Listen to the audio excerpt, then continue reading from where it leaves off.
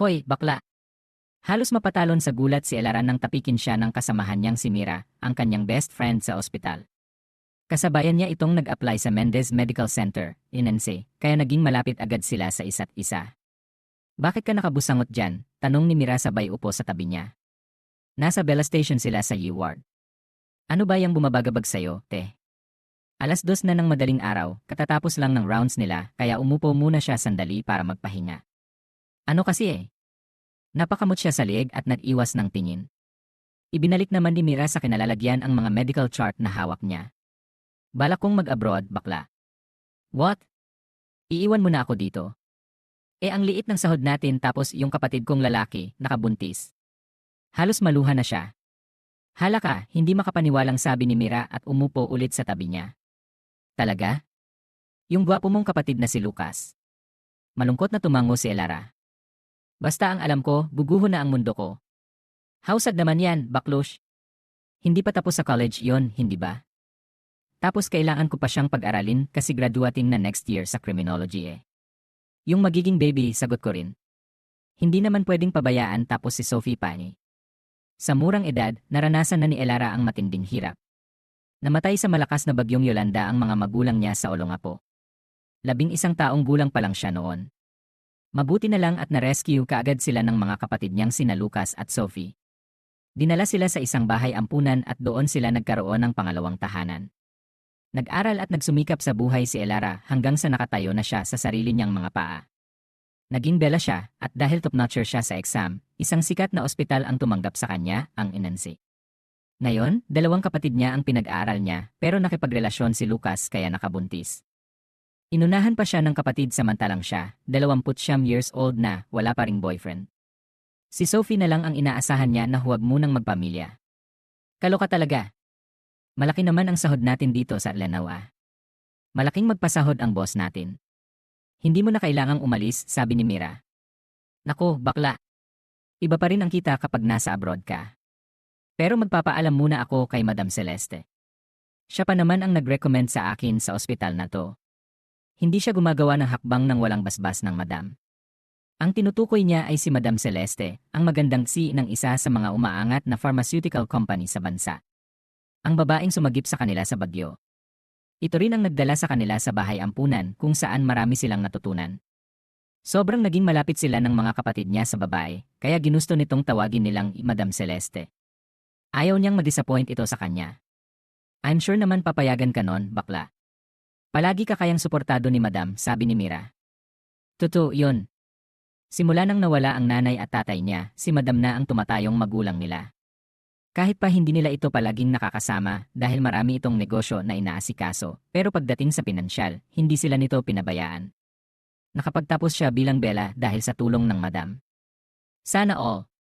Pagpatak ng 6:00, lumabas na si Elara sa lanay dahil tapos na ang shift niya. Dumiretso siya sa masikip nilang apartment na may 2 kwarto. Hindi pa kasi buo ang pera na kanyang iniipon para makalipat na sila sa bahay sa isang village na gusto niyang bilhin. Lalo lang silang hindi makakalipat doon dahil buntis na ang girlfriend ni Lucas na ngayon ay nakikitira na rin sa kanila. Sakit sa ulo. Good morning, ate, bati sa kanya ni Rina, girlfriend ni Lucas pagkapasok pa lang niya sa apartment. Ito lang ang naabutan niya sa loob dahil umalis na raw papuntang eskwelahan ang dalawa niyang kapatid. Good morning din, Rina. Nag-breakfast ka na ba? Nakangiti niyang tanong rito. Ate. Sumabay na ako kina Lucas at Sophie. Pinagtanong mo pong maghain ako para sa iyo alok ni Rina. Huwag na, Rina. Hindi pa naman ako gutom. Matutulog muna ako, ha? Okay, ate. Sleep well po, tumango si Elara bago tumungo sa kwarto niya. Napapabuntong hininga na lang siya habang inaalala niya ang mukha ni Rina. Anghel ba to? Kahapon lang ito nakituloy sa kanila, kaya wala pa talaga siyang alam sa tunay nitong pagkatao. Magpapahinga lang muna siya bago niya hubarin ang uniform niya para makapag-half bath. Biglang nagring ang kanyang cellphone. Kinuha niya ang aparato sa loob ng kanyang bag at namilog ang mga mata niya nang makitang si Madam Celeste ang tumatawag. Ay, Madonna! Hello, Madam Celeste, masiglang bati niya nang sagutin niya ang tawag. Elara, anak eh. Nangunot ang noo niya nang marinig sa kabilang linya ang lungkot sa boses ng Madam. Madam Celeste, what happened? Parang malungkot ka po, tanong niya. Elara eh. May problema lang ako sa kumpanya, sagot ni Madam. Nasa Pinas ka na po ba? Pwede naman po nating pag-usapan yan ng magkaharap. Ipagluluto kita ng masarap na biko, pang-aalo niya. Paborito kasi iyon ng Madam. Nako, anak. I'm still here in Japan. Napatawag ako kasi may importante sana akong sasabihin sa'yo, sagot nito. Ano ho yun, Madam Celeste, nagtatakang tanong niya. Ang kuya ko, si Gabriel, kilala mo, hindi ba? Naman po, kaagad niyang sagot dahil malapit siya kay Madam pati ang mga kapatid nito. Nakilala niya na rin dahil scholar siya ng foundation ng mga ito. Si Sir Gabriel, na tinutukoy nito ay isa ring magaling na abogado na may pinapatakbong sariling law firm. Ang bait-bait po nun. Umuwi na kasi galing Iraq yung anak niyang si Zain, pamangkin ko. You also know him, right? Nanliit ang mga mata ni Elara habang inaalala niya ang pangalan. Opo, Madam Celeste, nasabi niya na lang kahit wala naman siyang maalalang Zain. Wait lang, parang familiar. Siguro, nakasalamuhan niya na rin noon pero hindi niya lang maalala. Maraming fracture si Zain sa katawan dahil sa nangyaring giyera sa Iraq. Elara, nakasemento ang paa niya at nakakaranas siya ngayon ng post-traumatic disorder. Lahat ng mga belas niya ay pinapalayas niya. Now, we don't know what to do to him, puno ng lungkot na pagkakasabi ni Madam. Pati tuloy siya ay nalungkot din para sa pamangkin nito. Hindi biro ang makaranas ng ETS. Kailangan ni Zain ng mag-aalaga sa kanya. Anak, pwede bang Hindi nito natuloy ang sasabihin na para bang nag-aalinlangan. Pwede ka bang maging private bella niya? Natigilan si Elara sa mga narinig at ilang segundo rin na hindi niya maproseso sa utak niya ang naging tanong ng Madam. Hindi pa siya nakakasagot nang muli itong magsalita. We can't bring him to the hospital kasi ayaw niya rin. Kailangan niya rin kasing magpa-therapy. Can you really to assist him, Elara? Mabait ka, anak. I think you can handle him. Pero, Madam Celeste, hindi pa po tapos ang kontrata ko sa nanay. Next month pa po, paalala niya. No problem with that, Vin. Pwede kong kausapin ang chairman ng hospital para sa serbisyo mo at babayaran ka naman daw ni Kuya Gabriel ng doble, paniniguro ni Madam. Last na to na maghahanap kami ng private bella para kay Zain. Kung palalayasin ka rin niya, saka na kami gagawa ng aksyon, dagdag nito. Parang nakakatakot naman yon, Madam Celeste, binuntutan niya ng tawa ang sinabi, kaya natawa na rin ang Madam sa kabilang linya. Mabait siya, Elara. Kaya lang, may itiya siya kaya ganon. Kung papayag ka lang, I will be very thankful, pakiusap nito. Napalabi siya. Hindi niya to pwedeng tanggihan dahil sobrang laki ng utang na loob niya sa Madam. Ito ang naging pangalawang ina niya. At kung dodoblehin niya ng mga ito ang sahod niya, malaking tulong na rin yon. Humingi ng isang araw si Elara kay Madam Celeste para pag-isipan ang trabaho. Magpapaalam muna siya sa kanyang mga ka-workmates sa ospital na kaagad niya rin namang ginawa. Para sa ekonomiya. Paano kung palalayasin ka rin niya? Balita ko masama raw ang ugali. Yung si Bella na naka-assign sa emergency, naging ill daw yun nung sundalong tinutukoy mo. Mahabang pasensya ng babaeng yon at napakabait pa, pero pinalayas din daw. Naku, siguro ikaw wala pang 2 araw, alis ka na. Ayaw mo pa naman sa mga taong masungit, nakangiti na napapailing na lang si Elara sa pagtatalak ni Mira. Halata namang ayaw nitong umalis siya. Nasa Bella Station na sila at hinihintay niya na lang ang head Bella para makapagpaalam na. Problema niya yon, bakla. Kung palalayasin niya ako, basta susubukan ko pa ring habaan ang pasensya ko. Doble ang kikitain ko, kaya for the go na ako, sagot niya. Naku, sana hindi mo na lang tinanggap ang trabaho. Mamimiss kita, pero malakas talaga ang kutob ko na palalayasin ka rin niya, malungkot na sabi ni Mira. Alam mo namang hindi ako makatanggi kay Madam Celeste, hindi ba? At saka kung makakatagal naman ako, malaking tulong na yon para sa amin ng mga kapatid ko. Support mo na lang kasi ako.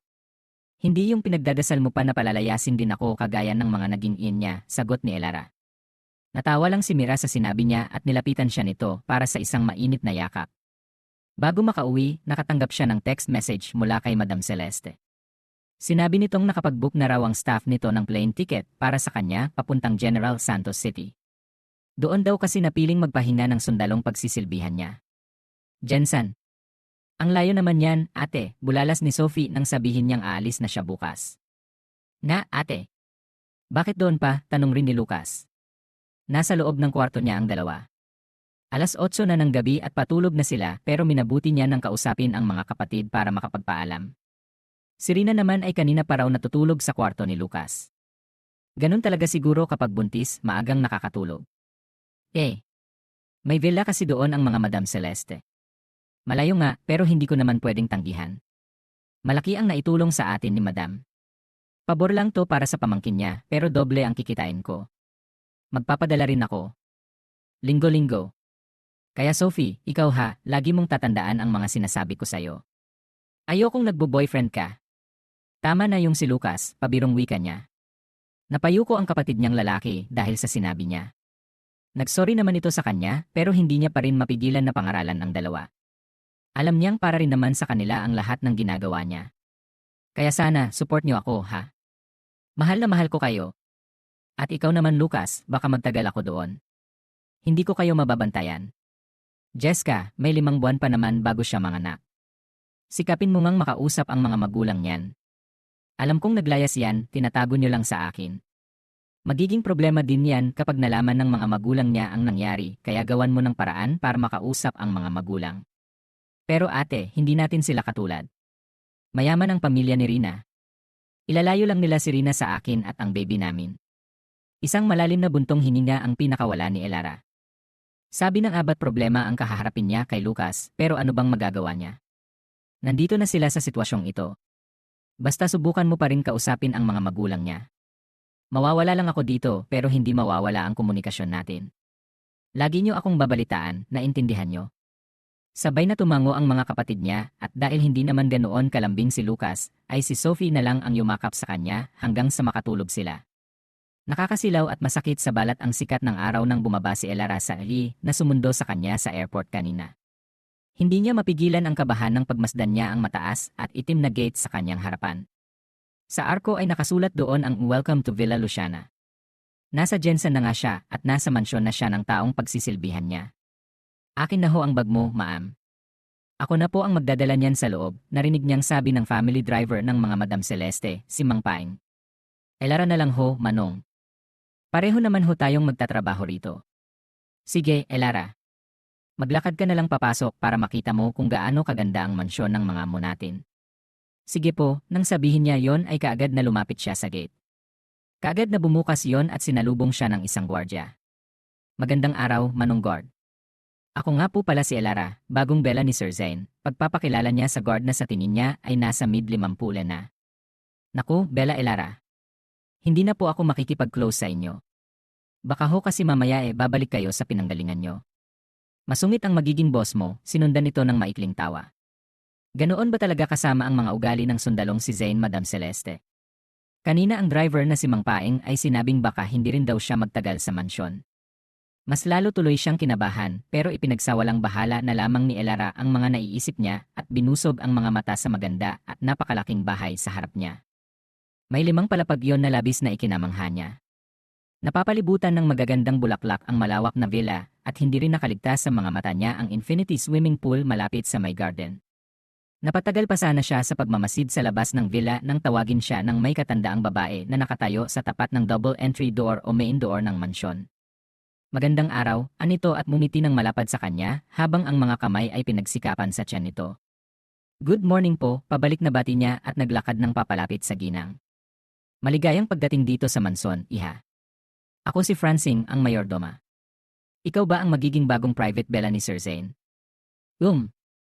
Opo, tama ho kayo Aling Francine. Ako nga po pala si Vien Rivas, inabot niya ang kamay sa matanda para makipagkamay. Tinanggap naman nito ang kamay niya.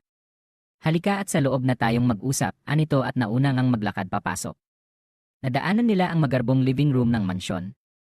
Nakapasok na rin naman siya sa magandang bahay ni Madam Celeste Ann at nakatulog na sa isa sa mga guest room doon, pero hindi yata mapapantayan ng kahit na anong bahay na napuntahan niya na itong mansyon ni Sir Gabriel.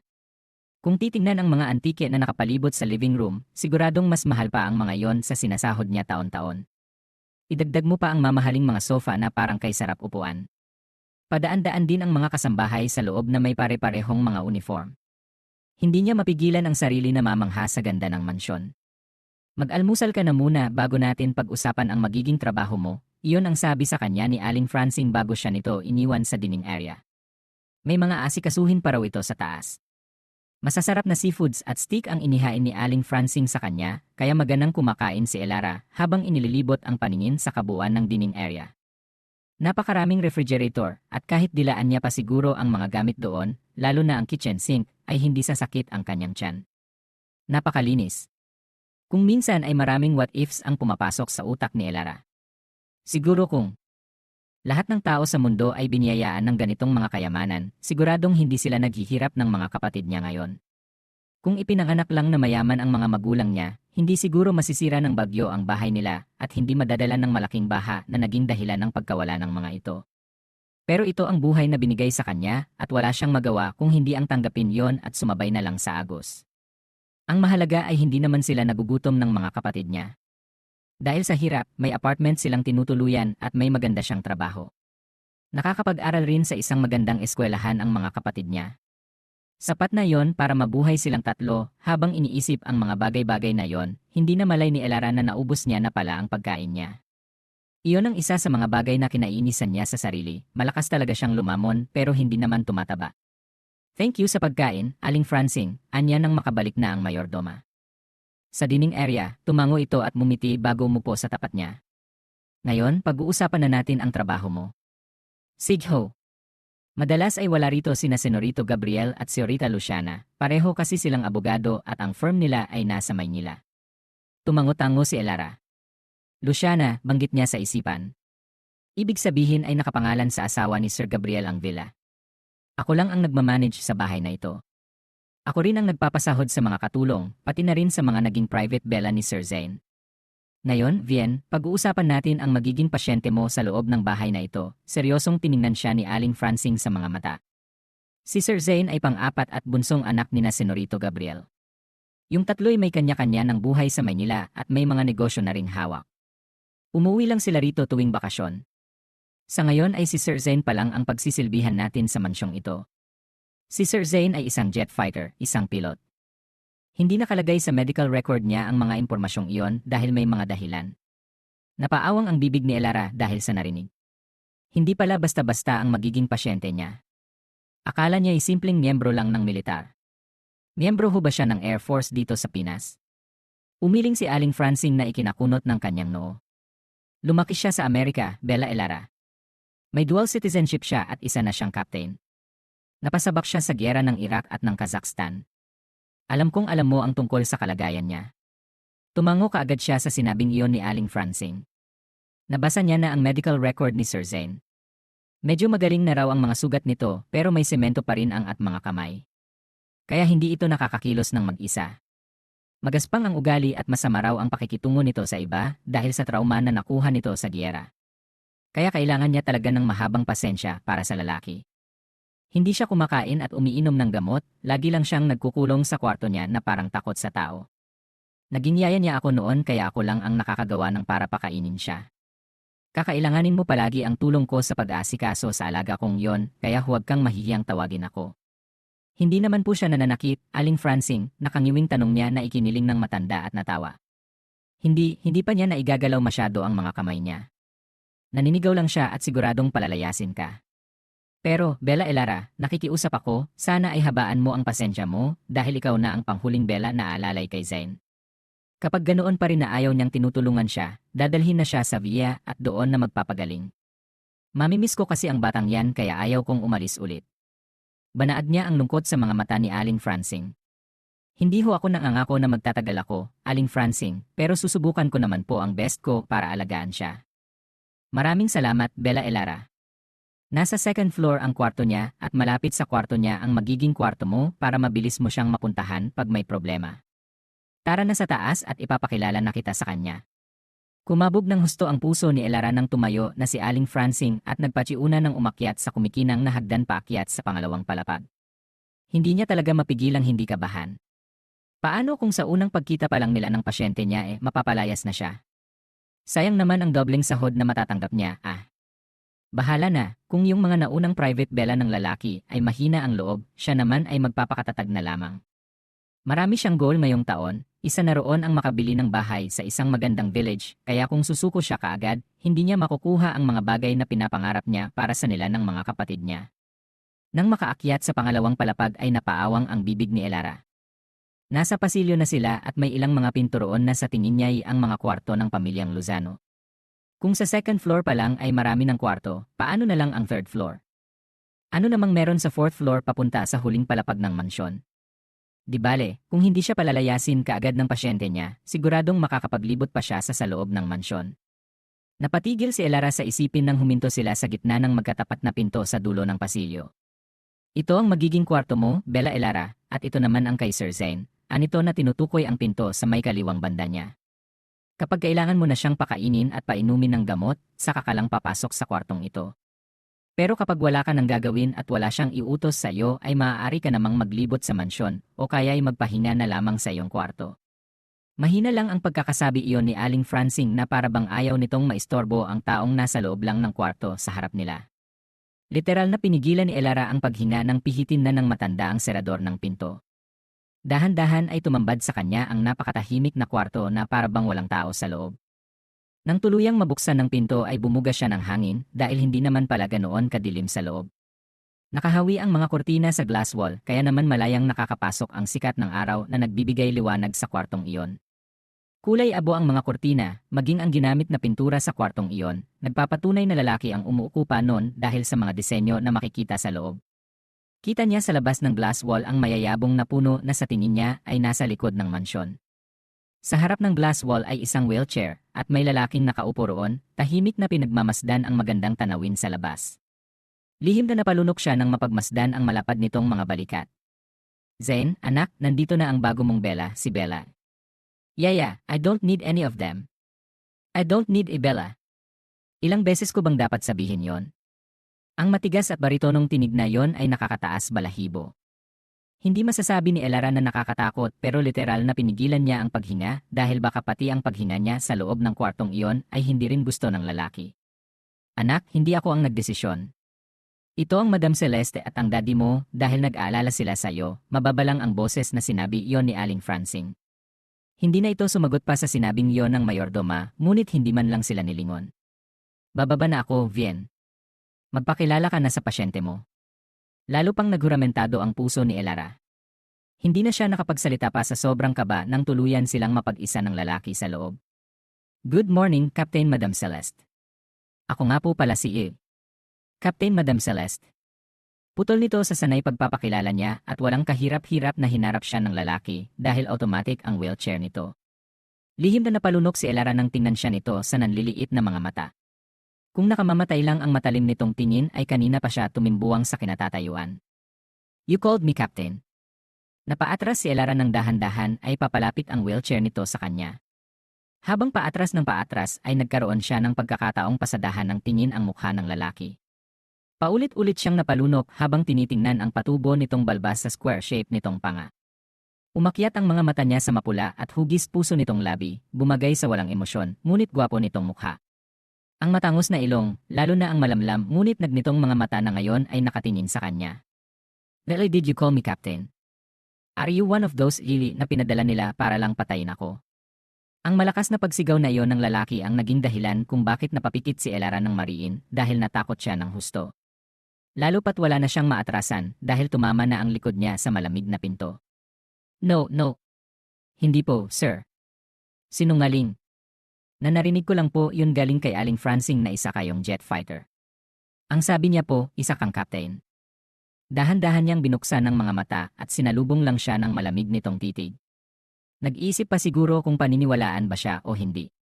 Ellie, are you crying? Mahinang tanong nito sa kanya, kaya mabilis na pinahid niya kaagad ang mga luha sa may bandang pisngi niya. Ni hindi niya man lang namalayan na napaluha na pala siya. Na natatakot ho ako sa inyo, sir eh. Totoo yon. Ngayon lang siya nasigawan ng taong hindi naman niya kilala. Sa tanong buhay niya ay ngayon lang siya natakot ng husto. Dahil sa sinagot niyang yon ay bahagyang lumambot ang ekspresyon sa mukha nito. Umalis ka na. I don't need you here, matigas nitong utos na ikinaila. Hindi po pwede, sir. Kailangan niyo po ng taong makakatulong sa inyo, sagot niya at sinua pa ng nakasimangot nitong paa, ganun din ang mga kamay nito. Pinadala ako rito para alagaan ka. Labas? Nakagat ni Elara ang likod ng pisngi sa sobrang pagtitimpi na huwag itong sagutin. I said, get out. Isa pang malakas na sigaw nito ang siyang naging dahilan kung bakit muli siyang napapikit. Hindi niya na kaya ito. Ayaw niya ng ganito. Sinisigawan siya nito at takot ang dala noon sa kanya. Hindi siya sanay na sinisigawan siya. Ang akala niya ay kaya niya, pero ngayong narito na siya at pinapalayas na siya, bigla siyang nawala ng lakas ng loob.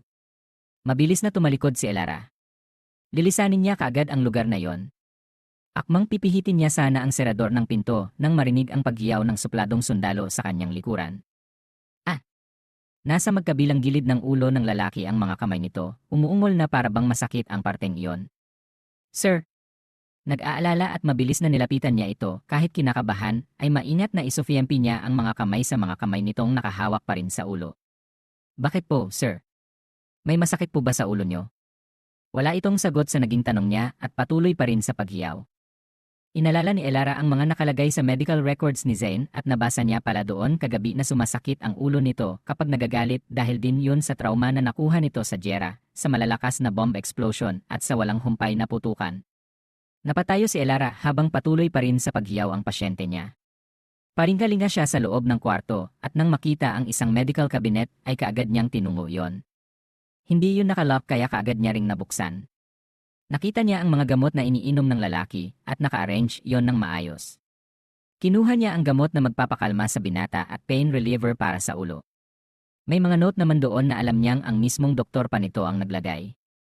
Nagmamadaling kumuha ng injection si Elara at nilagyan niya ng gamot. Nilapitan niya si Zain at maingat itong tinurukan sa braso. Alam niya na ang gagawin dahil binasa niya ang lahat ng nilalaman ng medical records nito kagabi. Mabilis na nakabisado niya ang mga gamot na ibibigay rito. Dahil sa ginawa niya ay kaagad na kumalma ang lalaki. Nang hihinang isinandal nito ang ulo sa headrest ng wheelchair at parang inaantok na nakatingala. Relax lang po, sir ha? Wala naman po akong gagawing masama sa inyo. Pakalmahin lang po kayo ng gamot na yan. Mga ilang minuto pa ito sa ganoong posisyon hanggang sa mapansin ni Elara na parang natutulog na ang lalaki. Maingat niyang hinawakan ang ulo nito at ang panga para payuko, mangangawit kasi ito kapag nakatingala. Kumalma na ang lalaki kaya isang malalim na buntong hininga ang pinakawalan ni Elara. Ayaw mo pala kapag tinatawag kang captain, mahinang tanong niya at iniluhod ang kabilang tuhod sa harap ni Zain. Sa ganoong posisyon ay malaya niyang makita ang mukha ng amo niyang may itis. Ang gwapo mo, sir, sabi niya nang nakangiti, kaso lang naninigaw ka. Nakaka-turn off po yon. Kahit na hindi naman nakakabaho sa kapugyan mo yung paninigaw mo. Lahat po ba ng naging bela mo rito sinisigawan mo? Napapailing siya. Alam niyang hindi naman siya nito sasagutin dahil mukhang tulog na. Sige, hindi na kita tatawagin captain, napatayo siya at namuwang. Basta huwag mo na akong sisigawan ha. At saka hindi ako reway talaga. Sa ganda kong to mapagkakamalan mo akong lisi, pagtatalak niya sa harapan nito. Isa lang po akong hampas lupa na naging bela. Kailangan ko po ang trabahong to kasi yung loko kong kapatid nakabuntis at saka yung kapatid ko namang babae nag-aral pa. Ako ang ate kaya kailangang doble kayod po ako. Huwag mo naman akong palayasin, mahabang litanya niya kahit pa alam niyang hindi rin naman ito sasagot sa kanya. Ganoon talaga siya, mahilig siyang magsalita ng mag-isa. Sleep well, sir. Bumaba ang kamay niya sa ulo ni Zain at hinaplos ang may kahabaan nitong buhok na hanggang balikat na. Tatawag lang ako ng tutulong sa akin ha para mailipat ka na sa bed mo. Nakangiting lumabas si Elara sa kwartong iyon at humingi ng tulong sa guard at kay Mang Paeng para makahiga ng maayos ang amo nila. Hindi niya kasi yun kakayaning mag-isa. Ang pagsabog ng mga bomba, ang malalakas na putukan at mga duguan tao na halos naapakan ni Zain ay labis na pumunit sa puso niya. Baba. Iyon ang iyak ng batang karga niya ngayon palayo sa nagliliparang mga bala. Gusto niya itong dalhin sa mas ligtas na lugar. Sa liit ng bata, masasabi niyang nasa 2 taon pa lamang ito at napulot niya lang kanina sa gusali kung saan bumagsak ang jet na sinasakyan niya dahil hindi niya na makontrol ang engine na yon. Natamaan kasi ng bomba ang pakpak ng jet. Mabuti na lang dahil hindi ganoon katindi ang bagsak niya kaya ligtas siyang nakalabas ng jet bago yun sumabog. Bago yun, sumabog nagkaroon ng hidwaan ang Kazakhstan at ang Iraq. Nagbunga ng malaking giyera at dahil parte siya ng Air Force ng IFESE, ay ipinadala ang sandamakmak na grupo ng mga airman para mamagitan sa labanan. Pero wala nang kinikilalang kakampi ang Kazakhstan pati sila ay nadamay sa labanan. Napakaraming mga kasamahan niyang nawalan ng buhay. Habang tumatakbo papunta sa mataas na gusali sa bandang kanan niya, ay naramdaman na lang ni Zain ang pagtama ng bala sa binti niya. Bumagsak siya pero hindi hinayaang madaganan. Ang musmus na karga niya. Isang malakas na pagsabog ang literal na nagpatigil sa tibok ng kanyang puso, pinasabugan gamit ang ang mataas na gusali malapit sa kinatatayuan niya. Napakabilis ng mga pangyayari at magtatayo na sana siya, kahit sobrang nahihirapan na para iwasang mabagsakan sila ng naglalakihang mga bakal nang bigla na lamang ay tinamaan ng bala sa likod ang batang karga niya. No! Malakas na sigaw ni Zayn sa nanlalaking mga mata. Umawang na lang ang bibig niya habang parang bumabagal ang oras ng unti-unting ipinikit ng musmos ang mga mata nito. Hindi ito pwedeng mamatay. Wala itong naging kasalanan sa nangyaring giyera ng dalawang bansa, isa lang itong musmos na naghahanap ng ama at ina. Nanigas ang katawan ni Zayn sa nangyaring yon dahil doon ay hindi na siya nakatakbo pa at hindi niya na napigilan pa ang pagbagsak ng matitigas na bakal sa katawan niya. Nagwawala na nagising si Zayn mula sa mahimbing na pagkakatulog. Panaginip, sufielaw na naman siya ng makatotohanang panaginip na iyon. Iyon ang nangyari sa kanya sa Iraq na gustong-gusto niyang kalimutan. Gusto niyang burahin sa utak niya, pero ang mga nangyaring iyon ay buhay na buhay talaga sa kanyang alaala, kahit pa sa panaginip ay malinaw niya pa ring nakikita. Sir, calm down. Nanaginip lang kayo, isang masuyo at malambing na boses ang nagpatigil kay Zayn sa pagwawala. Nabungaran niya sa tabi ng kamang kinahihigaan niya ang babaeng nagpakalma sa kanya kanina nang umataki na naman ang sakit ng ulo niya. Bigla-bigla na lang kasing bumabalik sa pandinig niya ang walang humpay na putukan. Nandito ka pa rin, nanliliit ang mga matang tanong niya sa babae. Akmang lalapitan na sana siya nito para punasan ang namuong pawi sa kanyang noo pero mabilis na pinigilan niya pinagdikit nito ang mga labi at napayuko. Pinasadahan niya ito ng tingin. Hindi ito katangkaran at maliit ang pangangatawan. Hindi po sir. Kasi po kailangan niyo po ng katulad ko para gumaling kayo kaagad, sagot nito habang nilalaro ang mga daliri.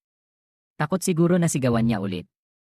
Akala niya kasi ay isa itong sile, dahil hindi naman ito mukhang Pinay, matangos ang ilong at natural ang haba ng pilik mata idagdag mo pa ang kulay tsokolate nitong mga mata at bumagay sa maliit nitong toryo niya. Pero makulit ang daddy at Madam Celeste niya. Gusto ng mga itong may umalalay sa kanya habang hindi pa siya tuluyang nakaka-recover. At ang akala ng babaeng nasa harap niya ngayon ay hindi niya narinig ang mga sinabi nito kanina bago siya makatulog sa wheelchair nang turukan siya nito ng pain reliever at pampakalma. Hindi raw ito live at kailangan nito ang trabahong ito dahil nakabuntis daw ang kapatid.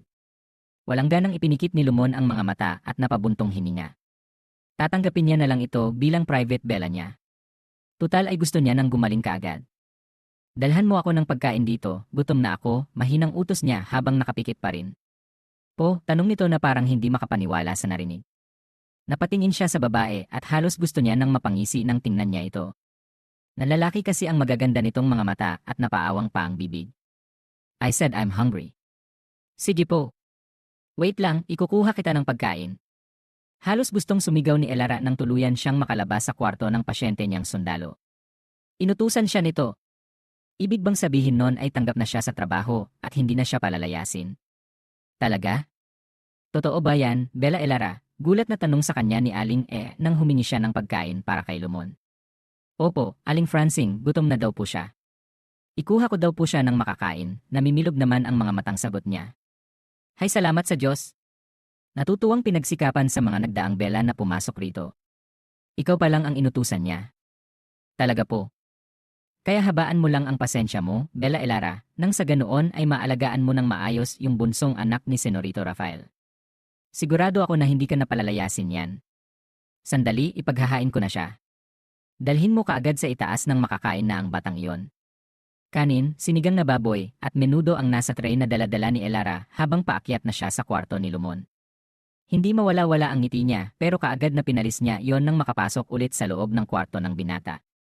Baka sabihin no nang masyado naman siyang natuwa dahil mukhang tanggap na siya sa trabaho. Sobrang natuwa naman talaga siya, hindi niya lang pinapahalata. Heto na po ang pagkain mo, sir. Sandali lang at tutulungan po kitang makaupo. Lumapit si Elara sa kama nito at walang pasabing umakyat siya doon para tulungan niya itong makaupo.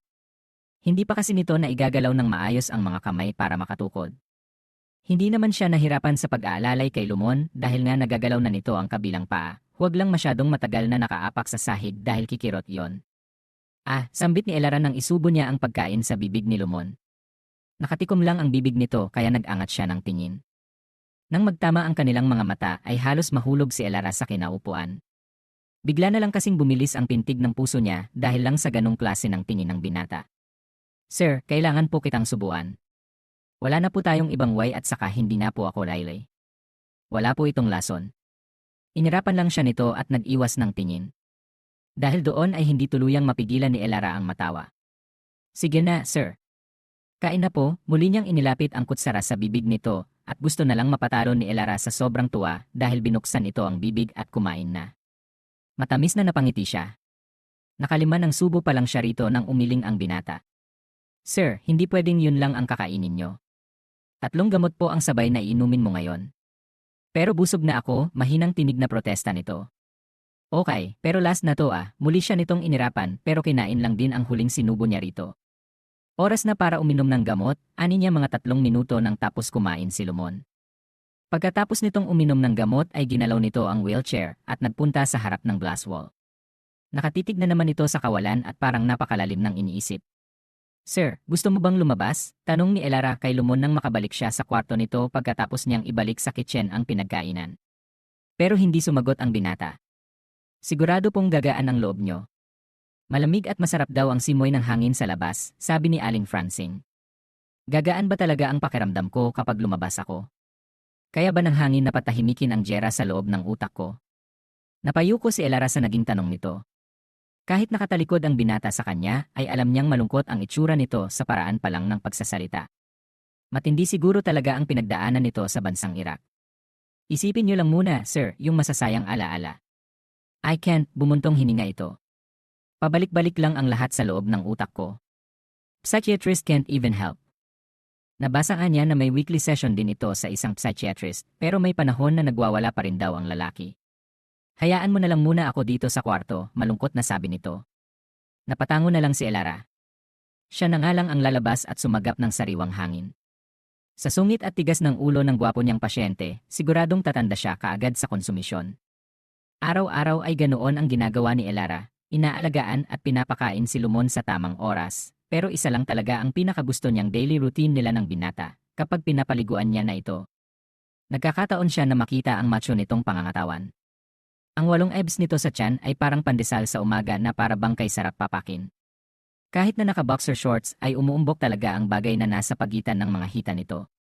Hindi naman siya ganoong klaseng babae na interesado sa mga ganong parte ng katawan ng isang lalaki, pero pagdating kay Lumon, hindi niya talaga maiwasan na hindi ito hangaan. Bagay nga itong maging sundalo. Bukod sa napakagwapo ay napakadelikado pa ng pangangatawan na parang mahirap banggain. Kapag pinapaliguan niya ito ay hindi niya naman pinapahalata na lihim niyang sinasamba ang mga katangian nito. Yehe, malakas na sigaw ni Elara nang unti-unti ay naigagalaw na ni Lumon ang mga kamay. Hindi niya tuloy mapigilan ang mapangiti ng malapad. Nasa swimming pool area sila kasama ang orthopedics na tumutulong kay Lumon sa paggalaw ng mga kamay at paa nito. Si Ia Debbie, galing din ito sa ospital sa bayan. Lagi mong igalaw ang mga kamay mo, Lumon. Basta huwag mo lang puwersahin, sabi ng doktor na nagliligpit na ng mga gamit nito. Ang mas ikinangiti pa ng malapad ni Elara ay dahil kitang-kita niya kung paano kumislap ang magagandang mga mata ni Lumon nang tanggalin na rin ang semento sa binti nito. Bukas ay magpapadala din ako ng therapist dito. Pwede mo nang sanayin ang mga paa mo na maglakad ulit, yung Aluzano. Thank you, Dulcie. Kahit hindi nakangiti ay alam ni Elara na masaya ang gwapong pasyente niya sa mabilisang progress ng mga kamay at binti nito. Sobrang proud ako sa'yo, sir. Alam mo ba na kung hindi ka matapang na tao at malakas, hindi ka po gagaling ng mabilis? Wika ni Elara nang makaalis na si Ia Debbie. Talaga, malakas ba ako? Naman. Pero bakit hindi ko naligtas ang batang iyon? Tanong nito sa mahinang tono. Nakatingin lang sa asul na tubig. Batang sino pong hindi niyo nailigtas? Takang tanong ni Elara. Hindi na niya inasahan na magkukwento ang masungit na sundalo sa kanya at ang napagdaanan nito sa Iraq ay labis na nagpakirot sa puso niya. Kinarga raw nito sa mga kamay nito ang isang 2-year-old na bata sa gitna ng jera. Ngayon ay naintindihan niya na kung saan nanggagaling ang matindi nitong kalungkutan. Mas mabuting namatay na lang din ako nang sa ganoon ay matahimik ang utak ko. Buhay ako pero unti-unti akong pinapatay ng mga pangyayaring yon. Ang mamatay ng mga kasamahan at kaibigang sundalo ay sobrang nagpapahirap sa akin, kwento pa nito. Sa kanya. Ang best friend daw nitong si Lieutenant Axel na nakuha raw ito ng mga Arabong terorista at hindi niya alam kung buhay pa ba o patay na. Alam mo ba, sir, kung bakit nabubuhay ka pa rin hanggang ngayon? Kasi po isa kang magaling na sundalo. Ginawa mo po ang lahat para sa batang yon pero kapalaran niya na pong mawala. Hindi, gusto niya lang akong pahirapan. Ang Diyos po ba ang tinutukoy niyo, sir? Hindi ito sumagot. Hindi po yan totoo, sir, angal niya naman. Alam niyo ho ba na nawalan ako ng mga magulang noong nasa murang edad pa lang kami ng mga kapatid ko? Bigla ay tumingin ito sa kanya sa nanliliit na mga mata. Napakahirap po ng pinagdaanan namin, tumira po kami sa isang ampunan.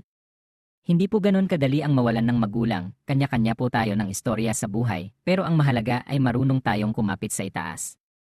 Wala ka ng magulang. Walang daddy, walang Madam Celeste, tanong nito at punong-puno ng awa ang mga mata. Napangiti siya sa reaksyon na yon ng binata. Pero dahil kay Madam Celeste, gumanda ang buhay namin ng mga kapatid ko. Scholar po kami ng foundation ng pamilya nyo. Madam Celeste, takang tanong nito. Yes, ang tita mo. Siya ang nagpadala sa akin dito. Mahal na mahal ka niya kaya isipin mo na dapat ay magpalakas ka kasi may mga taong naniniwala sa iyo na malalampasan mo yung ETSC na nararanasan mo, sir. Nagpakawala ito ng buntong hininga dahil sa mga sinabi niya. Magsasalita pa sana si Elara pero nakarinig siya ng malakas na tili. Baby! Napalingon sila pareho ni Lumon sa may bandang likuran nila nang makita ang isang sexy at napakagandang babae na parabang isang international model sa sobrang tangkad. Mabilis na nakalapit ito kay Lumon at pinuno nito ng maraming halik sa mukha ang lalaki kaya naman medyo lumayo siya ng konti. Hindi niya maintindihan ang biglang masakit na pagpintig ng kanyang puso. Baby, I miss you so much. Just came back from Australia. I heard magaling ka na, maarteng magsalita ang babae na bumagay rin naman dito dahil mukhang anak mayaman. I still can't walk, Margo, malungkot na sagot ni Lumon at hindi man lang tiningnan ang babae. Sino ba ito sa buhay ng amo niya? Gagaling ka din after that, magpakasal na kaagad tayo, bahagyang nanlaki ang mga mata ni Elara sa narinig. Ang sundalong labis niyang hinahangaan ay ikakasal na pala. Who is she? Tanong nito at nakataas ang kilay na nakatingin sa kanya. Henry Private Bella, kaswal na ani niya ang babae pero inirapan lang siya nito, mukhang maldita. Nagpaalam na lang si Elara na ibabalik sa kusina ang pinagkainan ni Lumon. Umakyat ang init sa ulo niya nang utusan pa siya ng maing babaeng yon na ipagtimpla raw ito ng kape. Anong akala niya katulong ako rito? Kung lagyan ko kaya ng lason yung kape niya, nang gagalaiting bulong ni Elara sa sarili habang ginagawan niya ng kape ang girlfriend ni Lumon. Nang makabalik siya sa swimming pool ay halos mabitawan niya ang kapeng dala para sa babae dahil nabungaran niya lang naman na marubdob na naghahalikan ng babaeng nagngangalang Margo at si Lumon. Tumalikod na lang siya at inis na ibinalik sa kitchen ang mug na hawak niya. Bella Elara, ang baritonong tinig na yon mula sa intercom sa loob ng kanyang kwarto ang naging dahilan kung bakit balikwas na bumangon si Elara sa kinahihigaan. Sir Lumon, pumunta ka rito sa kwarto ko, malamig na utos nito. Patakbong nilisan ni Elara ang kwarto niya dahil nakabalik na pala sa kwarto nito ang gwapo niyang pasyente. Bakit hindi ka na bumalik? Tanong sa kanya ni Lumon habang tinutulungan niya itong makahiga sa kama nito. Binigyan ko lang kayo ng girlfriend mo ng privacy, mapait na sagot niya. Umuwi na siya. Okay. Pahinga ka na ng maaga bukas kasi ang schedule mo sa therapist mo para makapaglakad ka na ulit. Hindi na ito sumagot pa at ipinikit na ang mga mata. Natulog si Elara na malungkot ang puso ng gabing iyon. Kinabukasan ay dumating na ang therapist na tutulong kay Lumon sa paglalakad nito. Nakaalalay naman si Elara sa dalawa habang sinusubukan ni Lumon na maglakad ng dahan-dahan. Hindi niya mapigilan ang mapangiti ng malapad at napaka-strong ng pasyente niya. Mabilis ang progress, kahit mabagal pang maglakad, malapit na. Be careful, may paglalambing ang boses niya nang inabot niya ang kamay sa papalapit sa kanya ni Lumon. Nasa veranda kasi sila at inutusan siya nito na hintayin ito sa dulo ng black carpet kung saan mabagal ngunit sigurado ito sa paglalakad. Natatakot na matumba, may importanteng tawag na sinagot si Dulce Bayan ang therapist nito kaya siya na ang umalalay kay Lumon. Halika, nakangiti siya. Isang hakbang na lang at maaabot na nito ang kamay niya nang tuluyan siya nitong mahawakan. Ay nakita niyang saya sa mga mata nito na parabang isa siyang trophy na sa wakas ay naabot na nito. Ganoon na lamang ang paglulumbay kapin siya ni Lumon ng napakahigpit. Nagawa ko. Nagawa ko, Elara. Nakakapaglakad na ulit ako, usal nito sa gilid ng tenga niya. Hindi. Niya mapigilan ang pagbilis at paglakas ng tibok ng kanyang puso. Siguro dahil masaya lang talaga siya para sa binata, pero natatakot siya na baka maramdaman nito ang tibok ng puso niya. Congrats, sir, hinaplos niya ang likuran nito kaya lalong napahigpit ang yakap nito sa kanya. Salamat, bumitaw ito sa yakapan nilang dalawa, pero nakakakiliting sensasyon ang bumalot sa katawan ni Elara nang bumaba ang kamay nito sa kamay niya. Trabaho ko ang alagaan ka dahil private bella mo ako. Bakit ka nagpapasalamat? Dahil hindi mo ako sinukuan, patanong na sabi nito kaya nangunot ang noo niya. Yung ibang bela na pinadala rito sa mansyon, isang sigaw ko pa lang, natatakot na at umaalis kagad. Yung iba naman, puro pa-cute lang sa akin. Humagalpak ng tawa si Elara dahil sa narinig. Napapangiti rin ang binata labas ang pantay at mapuputi nitong mga ngipin. Ako, nagpapakute ba ako sa'yo? Natatawang ang tanong niya na ikinaila kahit gwapo ito. Hindi naman niya pinapahalata na physically attracted siya sa binata. No, ginawa mo lang ang trabaho mo ng maayos kahit nagsusungit ako dahil doon. Elara, hindi nito nagawang tapusin ang sanay sasabihin na ikinabit ni Elara dahil dumating lang naman ang magandang girlfriend ni Zayn. Babe, nakakalakad ka na ulit. Lumayo si Veana sa dalawa, patulak na pinaalis pa siya ng babae at ito ang pumalit sa pwesto niya. Hinawakan nito ang mga kamay ni Zayn kaya tumibok ulit ng masakit ang puso niya. Wala naman siyang magawa kundi ang lumayo na lang. Pero nakakainis lang na ganoon siya tratuhin ng babaeng yon. Kung hindi niya lang nirerespeto si Zayn, kanina niya pa kinalmot sa mukha si Margot. Sa halos 2 buwan ang pananatili ni Elara sa mansyon, ay pinilit niyang inalis sa kanyang sistema ang kakaibang damdamin na nararamdaman niya para kay Zayn. Hindi siya maaaring magkagusto sa binata. May girlfriend na ito. Palagi na rin itong bumibisita sa mansyon, at ito na ang umaalalay kay Zayn sa paglalakad nito. Inagawan na siya ni Margot ng trabaho, pero hindi siya pwedeng magreklamo. Hindi nga nagrereklamo ang binata, ibig sabihin ay gusto nitong makasama ang girlfriend hanggat maaari. Ayaw niyang mahaluan ang ibang trabaho niya. Private bella lang siya ng binata. Hindi dapat siya nakakaramdam ng selos. Dapat niyang ilugar ang sarili niya. Sa garden, habang namimitas ng mga bulaklak na ilalagay sa kwarto ni Zayn, ay may narinig na tinig si Elara. Gagaling na si Zayn, Daddy. Konting panahon na lang ang hihintay natin. Pagkatapos ay ikakasal na kami, magme-message. Natatapan siya ng nagagandahang mga bulaklak kaya hindi siya nito nakita. Naman, Dad. Ginalingan ko. Soon, mahuhulog siya at ang pamilya niya sa patibong natin. Sumikip ang dibdib ni Elara hanggang sa tanaw niyang nakalabas na ng mansyon ang kotse ni Margot. Ang babaeng iyon, napakawalang hiya, nang dagalaiting bulong ni Elara sa sarili habang papalayo siya sa garden. Dapat yung malaman ni Sir Zayn. Pero natigil lang siya sa paglalakad nang may biglang maisip. Nang hihimasok lang siya kung magsasalita siya at isusumbong kay Zayn ang lahat ng kanyang narinig. At ang tanong, paniniwalaan ba siya ng amo niya? Kung magsusumbong siya, siguro hindi. Mas maniniwala ito sa girlfriend nito. Bagsak ang balikat na pumasok si Elara sa kwarto ni Zayn, dala-dala ang mga bulaklak na pinitas niya. Ilalagay niya kasi iyon sa flower vase sa bedside table, pero halos masamid siya sa sariling laway nang bumungad sa kanyang malaadonis na katawan ni Zayn. Wala itong damit pang itaas, at isang puting tuwalya lang ang bumabalot sa torso nito. Magulo at basa pa ang buhok, mukhang kalalabas pa lamang ng binata sa banyo. Hindi mapigilan ni Elara na titigan ang katawan ni Zayn. Gusto niya itong hawakan, pero nagpipigil siya. Bakit ba ganito katindi ang atraksyon na nararamdaman niya para sa lalaki? Stop ogling, baby, ang tinig na yon ang nagpakapagod. Kakaloko. Isi ang nakausli sa labi nito. Halatang pinagtitripan siya. Kasalanan niya naman kasi, titig siya ng titig. Ang sarap dukutin ng makasalanan niyang mga mata. Kagatlabing napapikit siya sa sobrang takot na baka halikan siya nito. Huwag mong kagatin ang labi mo, natutukso ako, anito at dumampi sa pisngi niyang mainit at amoy toothpaste nitong hininga. Natutukso ito saan sa mga labi niya. Bakit sa isipin na baka gusto siya nitong halikan, ay wala sa sariling kinagat niya na lang ulit ang ibabang labi. Ilalagay ko lang sa bedside table itong bulaklak. Ramdam na ramdam niya ang pag-iinit ng kanyang mukha. Mabilis na umalis siya sa harap ni Zayn at tinungo ang mesa. Parang aatakihin yata siya sa lakas ng tibok ng puso niya. Ngayon lang siya nilapitan ni Zayn ng ganoon kalapit, at ang titig pa nito kanina ay para siyang sinisilaban ng apoy dahil sa biglaang pag-init ng kanyang katawan.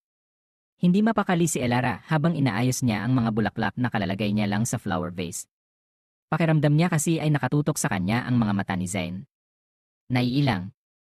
Siya kaya hinarap niya ito para magpaalam na bababa muna siya sa kusina. Tutal ay mamaya pa naman ito iinom ng gamot pero isang maling kilos ang ginawa niya. Pagharap niya kasi ay ang malalambot na mga labi ni Zayn ang sumalubong sa kanya. Nakulong sa lalamunan ang singhap niya nang walang paalam na inaangkin nito ang kanyang mga labi sa pinakamaingay. Napakapit si Elara sa mesang nasa likuran niya. Nang umakyat sa batok niya ang mainit na kamay ni Zayn, sinipsip pa nito ang ibabang labi niya na nagpasabog ng bulbul-heng kuryente sa loob ng kanyang katawan ba.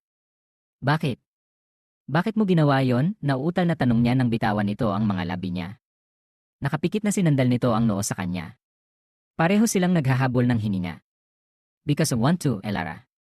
I told you not to bite your lips, pero ang tigas ng ulo mo, mahina nitong sambit at nang binuksan nito ang mga mata ay halos manlambot siya sa sobrang pungay ng mga mata nito. Akmang ilalapit ulit nito ang mga labi sa kanya, pero inilayo niya lang ang mga labi at tumingin sa ibang direksyon. May nobya na ito. Hindi nito pwedeng ipagpatuloy kung anuman ang gusto nito kahit pareho nilang gusto ang bagay na yon. Walang paalam na iniwan niya si Zayn sa loob ng kwarto nito dahil sa isipin yon. Sa loob ng 2 araw ay todo iwas si Elara sa binata. Ginagawa niya lang ng maayos ang trabaho niya. Pagkatapos ay babalik kaagad siya sa inok pahang silid hanggang sa tuluyan nitong mapansin ang ginagawa niyang pag-iwas. Are you avoiding me? Kritikal na tanong sa kanya ni Zayn nang puntahan niya ito sa kwarto nito dahil oras na para makakain ito at makainom ng gamot. Maayos na ang mga paa at kamay nito. Nakakagalaw naman ng maayos pero gusto niya pa rin ni baby ang binata. Ayaw niyang napapagod sa paglalakad puwera na lang kung kailangang mag-exercise sa umaga. Hindi siya nag-iwas ng tingin at inihanda ang mga gamot na iinumin nito. You're avoiding me, Elara. Aminin mo na lang. Parang wala siyang narinig. Hahalikan ulit kita kapag hindi ka pa nagsalita. Sir Zayn, putol niya sa sanay sasabihin pa nito. May girlfriend ka na. Hindi mo dapat ginawa yon. Hinarap niya ito ng may lungkot sa kanyang mga mata. Ang alin, maang nitong tanong. Yung halik? Walang mali doon, Elara. Hinalikan mo ako dahil lang sa gusto mo. Hindi mo dapat pinaglalaruan ang feelings ng iba. I'm not playing, Elara. Pananagutan ko ang ginawa ako sa'yo. Hindi ako hihingi ng tawad mapakla siyang natawa. Ayokong makasira ng relasyon. Sira na ang relasyon namin, Vien. Wala ka pa man sa mansyong ito. Napapikit na lang si Elara nang inilang hakbang lang ni Zayn ang pagitan nilang dalawa. Hindi ko alam kung kailan nagsimula to, bigla ko na lang naramdaman na nagusto kita sa tabi ko. Hindi bilang private Bella, kundi. Sir Zayn, naiiyak na usal niya. I want you, Elara.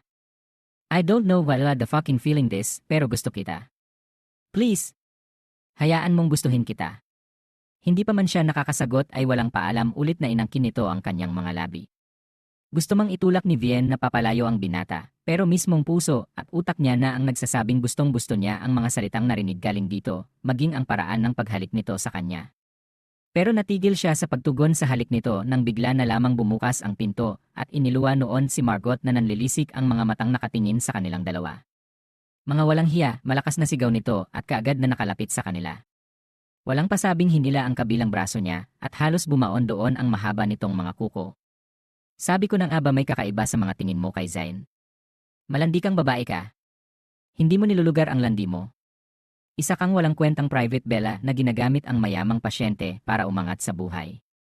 You're a bitch, Margot, pumailan lang iyon ang malakas na sigaw ni Zayn. Napabitaw si Margot sa kanya, malakas na hilahin ito ni Zayn palayo sa kanya.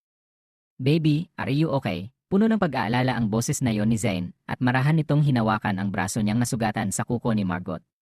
Nang makita ang pamumula nun ay gusto na lang maiyak ni Elara hindi dahil sa kirot kung hindi dahil sa nahihiya siya sa sinabi nitong malandi siya. Pinilit naman niyang labanan ang nararamdaman niya para kay Zayn pero nagpadala pa rin siya at mali iyon. Bakit Zayn? Kakampihan mo ang babaeng yan. Can't you see? Nilalandi ka niya.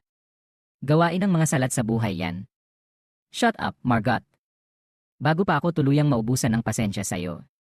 Delikado ang tinig na yon ni Zayn pero mukhang hindi naman papatinag si Margot. Siya na lang ang aalis dahil siya naman talaga ang may kasalanan. Hinayaan niyang sariling magpadala sa masarap na halik ng amo niya.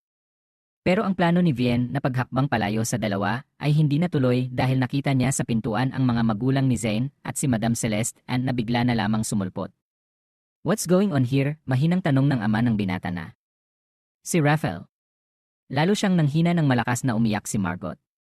Tito, tita, hinalikan ng babaeng yan si Zayn. Gusto niyang agawin sa akin ng fans ko. They are cheating on me. Ikaw ang manloloko sa ating dalawa, Margot. Natahimik silang lahat sa sinabing yon ni Zayn. Akala mo ba hindi ko alam na habang nasa ibang bansa pa ako, ay may ginagawa ka ritong kasamang ibang lalaki? At huwag mo bilugin ang ulo ko pati na ang pamilya ko. Yaman lang ng pamilya namin ang gusto niyo ng daddy mo. Nanlaki ang mga mata ni Elara dahil sa narinig. Paano nalaman ni Zayn ang tungkol sa bagay na yon? Wala naman siyang sinabi, hindi niya isinumbong dito kung anuman ang narinig niya galing kay Margot. Nagdrama pa ng nagdrama si Margot, kaya hindi na kinaya pa ni Elara ang labis na ang nadarama. Pasensya ka na, Madam Celeste Ann, hindi ko ho talaga sinasadyang mahulog sa pamangkin mo, umiiyak na sambit ni Elara habang magkayakap sila ni Madam Celeste Ann. Tumakbo siya kanina palayo sa mansyon ng mga Lozano dahil sa labis na pagkapahiya. Tumuloy siya sa isang hotel at sinundan siya ni Madam Celeste. Walang mali sa ginawa mo, anak. Nagmahal ka lang. Alam mo ba kung bakit kita pinadala doon sa mansyon? Nagtatakang nakatingin lang siya sa kaharap. Kasi alam ko kung gaano ka katatag, hindi ka agad sumusuko sa lahat ng hamon ng buhay, kaya alam ko na hindi mo rin susukuan si Zain kahit pa magaspang ang pag-ugali niya dahil sa iyo. Matagal na naming alam ang mga ginagawa ni Margot. Kaya nga hindi na natapos pa ang sasabihin ni Madam Celeste dahil bigla na nalang bumukas ang pinto sa loob ng suite kung saan siya nag-check-in. Nandun si Zain na hinihingal at nagmamadaling lumapit sa kanya. Zain! Mabilis siyang yakap nito, yakap na napakahigpit at napakainit para bang takot siyang pakawalan. Halos hindi siya makahinga. Akala ko umalis ka na. Akala ko iniwan mo na ako, mangyak-nyak nitong sambit. Tapos na ang lahat sa amin ni Margot. Pwede na ba kitang halikan ng paulit-ulit? Tanong nito sa kanya sa nangungusap na mga mata. Pareho silang natawa ni Madam Celeste Ann sa naging tanong na yon ni Zain. Umalis naman ang babae at binigyan sila ng pagkakataon na makapag-usap ng masinsinan ng halikan siya nito, ay hindi na siya nagprotesta pa at buong pusong tumugon na lang. Tinanggap ni Vienne ang pag-ibig sa kanya ni Zain. May katagalan pa bago nila inamin na mahal nga talaga nila ang isa't isa nang tuluyan na itong gumaling ay bumalik na siya sa Maynila at hindi ito nagpapigil sumama ito sa kanya dahil gustong makilala ang kanyang mga kapatid. 2 taon din nilang kinilala ang isa't isa hanggang sa mag-propose si Zain sa kanya. Hindi naging madali ang lahat para sa kanila dahil palaging wala ang sundalo niyang boyfriend, lagi itong nasasabak sa mga delikadong miss pero umuwi rin naman sa kanya ng ligtas. Tinanggap si Elara ng pamilya ni Zain, nagpakasal din kaagad sila matapos mag-discharge ng boyfriend niya sa military. Ito na rin daw ang magmamanage ng iba pang negosyo ng mga Lozano. Hindi pa gusto ni Elara ang magkaanak dahil gusto niya pang namnamin ang bawat segundo na sila ni Zain ang magkasama. Nirerespeto naman ni Zain ang kagustuhan niyang yon. Napagtanto ni Vienna na ang masungit na Zain na nakilala niya noon ay isa pa ang malambing at mapagmahal na asawa. Wakas,